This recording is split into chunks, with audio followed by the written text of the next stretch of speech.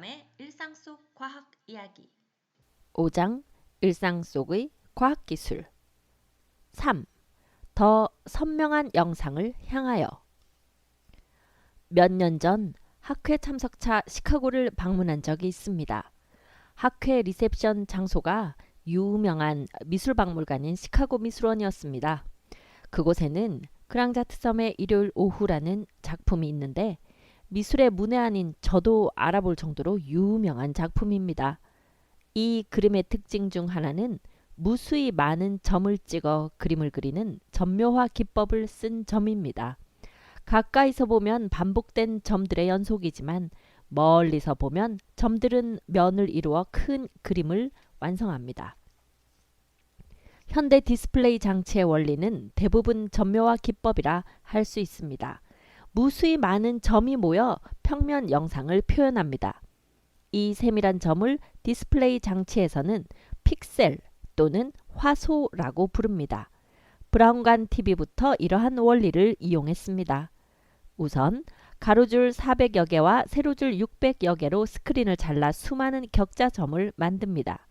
각 격자점에 빛의 삼원색인 빨강, 녹색, 파랑의 형광 도료를 칠하고 전자빔을 비추어 각 점이 신호에 맞는 색깔과 밝기를 나타내게 합니다. 화면을 가로로 자른 선의 개수를 해상도의 기준으로 삼습니다. 그래서 과거 브라운관 TV의 해상도는 요즘 쓰는 해상도 기준으로는 대략 400 정도 됩니다. 요즘 스마트폰 화면의 해상도가 최소 720 정도 되니 디스플레이 기술의 발전이 매우 놀랍습니다. 요즘 가정용 디지털 TV의 해상도는 대부분 1080입니다. 가로선이 1080개나 됩니다. 해상도의 증가는 새로운 영상 신호와 디스플레이 하드웨어 발전으로 가능해졌습니다. 영상 신호는 아날로그에서 디지털로 바뀌었습니다. 디지털 신호는 각 픽셀의 색깔 정보를 숫자로 기록해 전달, 재생합니다. 전송 과정에서 누락되거나 변질될 가능성이 없는 것이 장점입니다. 빛을 만드는 전자 소자들. 디스플레이 하드웨어는 LCD를 거쳐 LED가 대세로 자리 잡았습니다. LCD는 액정 소자인데 전기 신호를 이용해 빛 투과율을 조절할 수 있습니다.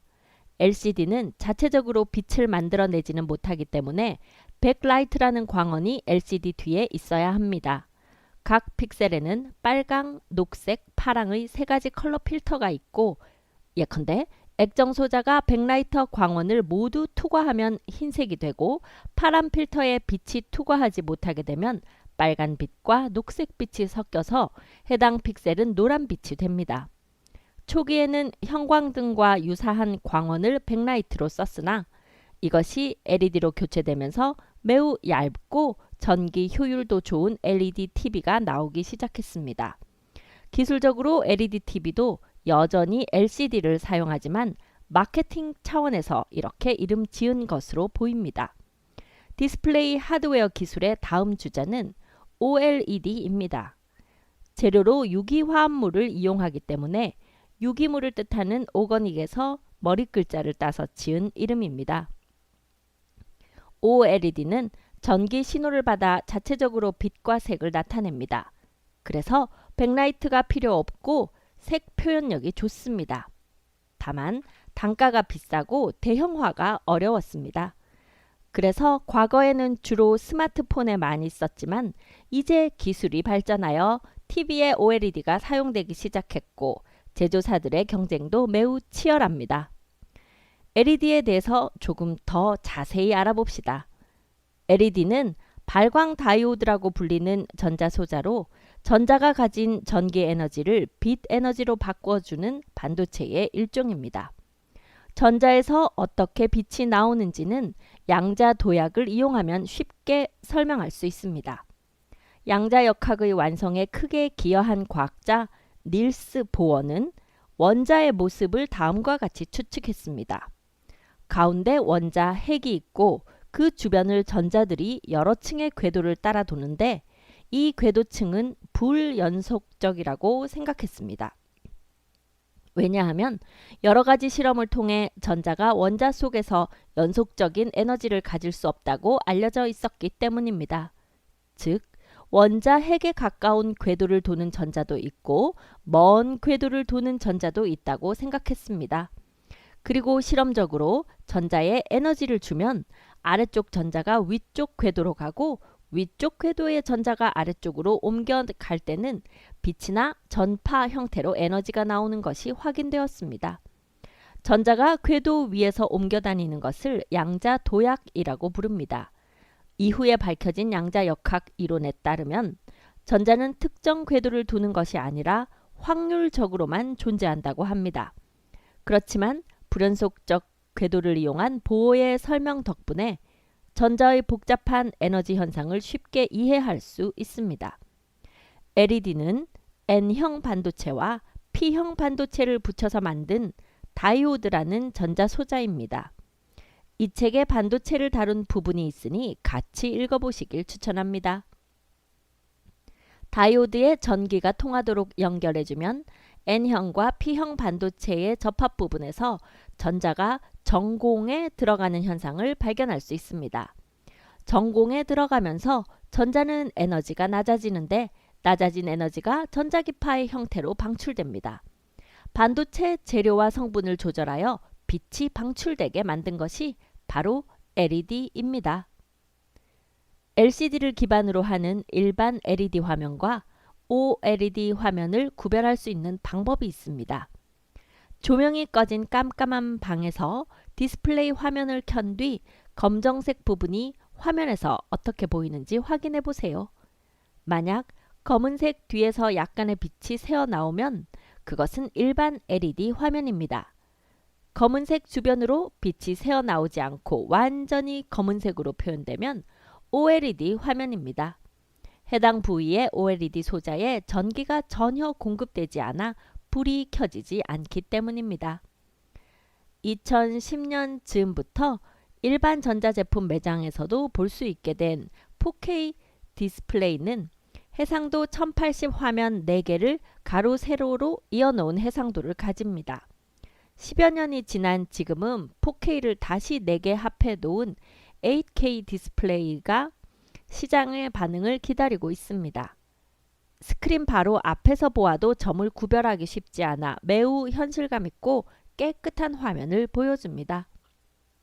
해상도 경쟁이 어디까지 갈지 재미있는 관전 포인트입니다. 영상 저장 매체 시장의 소리 없는 전쟁.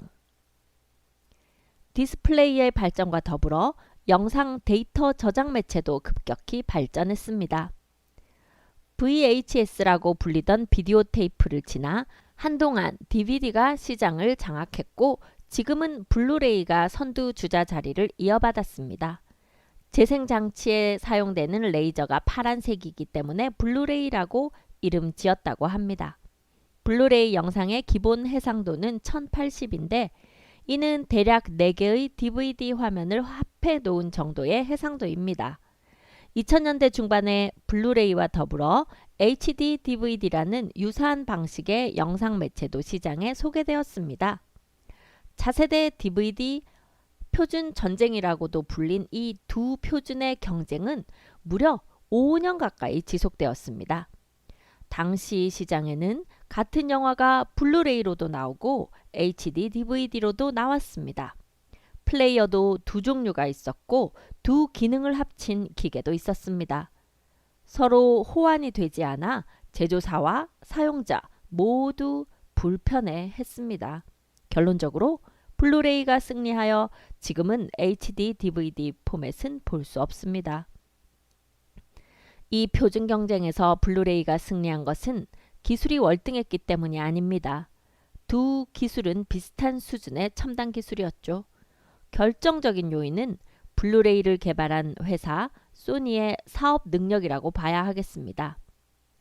영상 콘텐츠 공급자인 영화사들과 협업해 영화 DVD 시장을 블루레이로 장악하는 데 성공한 것입니다. 이 경쟁의 결과는 시사하는 바가 큽니다. 공학자들은 조금이라도 기술적으로 진보한 제품을 만들기 위해 노력합니다. 그러나 시장에서의 경쟁과 성공이 기술적 우위에 의해서만 결정되는 것은 아닙니다. 그래서 필자가 몸담은 학교를 포함한 대부분의 공과대학은 학생들을 가르칠 때 단순히 기술 지식을 전달하는 것만을 목표로 삼지 않습니다. 현실에서 기술과 지식이 어떻게 이용되고 발전하는지 종합적으로 사고할 수 있게 교육하고 다양한 현장 경험을 제공하고 있습니다. 디스플레이 기술 발전의 의미. 해상도 높은 디스플레이가 시장에 소개될 때마다 단골 메뉴로 등장하는 뉴스 기사가 있습니다. 기술은 뛰어나지만 콘텐츠가 부족해 단기간에 대중적 인기를 얻기는 힘들다는 기사입니다.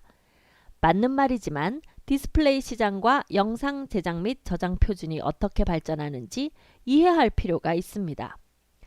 영상의 최종 종착지는 디스플레이 장치입니다.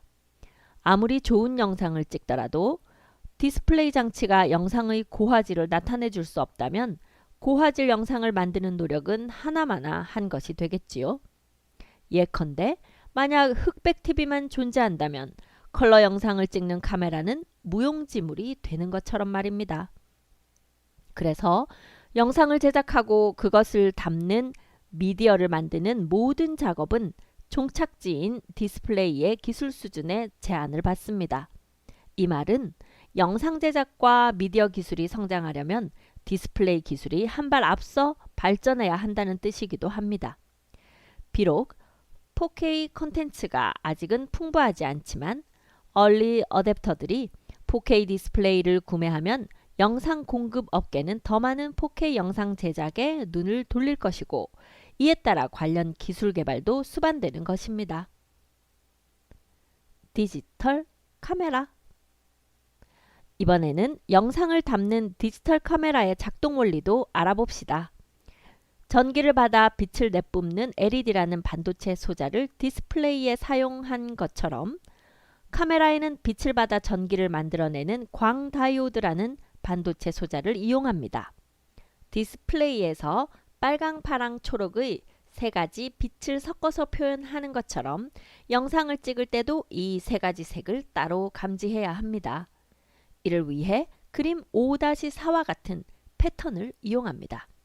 이미지 센서의 화소는 빛의 색깔을 직접 감지할 수 없습니다. 받은 빛의 강도만 전기 신호로 바꾸어 회로에 전달할 수 있습니다. 이 한계를 극복하기 위해 필터를 사용합니다. 얼마나 빨간색 성분이 많은지를 측정하기 위해서 이미지 센서 화소 위에 빨간색 필터를 둡니다.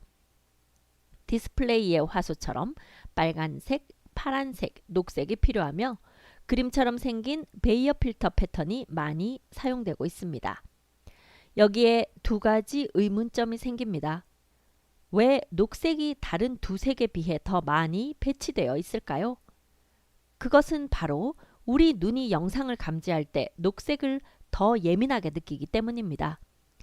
카메라로 영상을 담을 때 녹색에 관한 정보가 더 많아야 그 정보로 다시 영상을 구현했을 때 우리 눈에 더 실감나는 영상으로 보입니다. 두 번째 의문은 화소 수에 관한 것입니다. 그림 5-4에서 이미지 센서의 화소 16개가 사용되었습니다.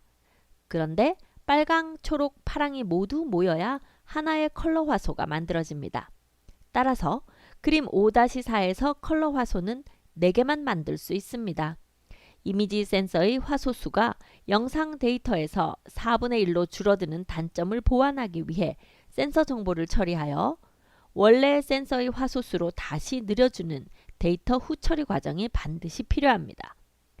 카메라 회사마다 고유의 데이터 후처리 과정을 마련하여 더 선명한 사진과 영상을 얻기 위해 경쟁하고 있습니다. 나노 기술과 디스플레이. 전기를 받아 빛을 발산하는 반도체 소자인 LED를 이용한 디스플레이가 현재 대세를 이루고 있고 이 경향은 한동안 지속되겠지만 다른 개념의 디스플레이 방식을 구현하려는 노력 또한 계속되고 있습니다. 그중 하나가 미세한 나노 크기의 금속 조각으로 색을 표현하는 플라즈모닉 컬러 방식입니다. 남미에 서식하는 모르포 나비는 아름다운 파란색 날개로 유명합니다. 자연계에서는 파란색 생명체나 물질이 많지 않습니다. 하늘이 파란 것도 파란색 물질이 있어서가 아니라 태양빛이 산란하여 생긴 것이죠. 무지개가 실체가 없는 것과 비슷합니다. 모르포나비의 날개 표면에는 파란색 물질이 없습니다. 미세 구조가 파란빛을 잘 반사하도록 만들어져 있어서 파랗게 보일 뿐입니다. 알코올을 묻혀서 미세 구조를 바꾸면 금방 파란색이 사라집니다. 이 미세 구조는 얼마나 작을까요? 우리 눈에 보이는 빛의 파장은 수백 나노미터 정도입니다. 1나노미터가 100만 분의 1mm이니 매우 작은 크기입니다. 이렇게 작은 파장의 빛을 교란하고 특정 색만 선택적으로 반사하려면 그 구조는 빛의 파장과 비슷한 수준으로 작아야 합니다. 우리가 나무를 칼로 깎아 표면에 여러 가지 모양을 내더라도 나무의 색깔이 변하지 않는 것은 그 모양 구조가 빛의 파장보다 훨씬 크기 때문입니다. 나노 구조에서 색깔이 나타나는 현상은 예전부터 이용되어 왔습니다. 유럽의 유명한 성당에서는 스테인드 글라스를 쉽게 찾아볼 수 있습니다. 다양한 색깔의 유리를 배치해 그림을 구성한 것이지요. 당시에는 빛깔이 나는 유리를 만들 때 금속 산화물을 첨가하기도 했습니다.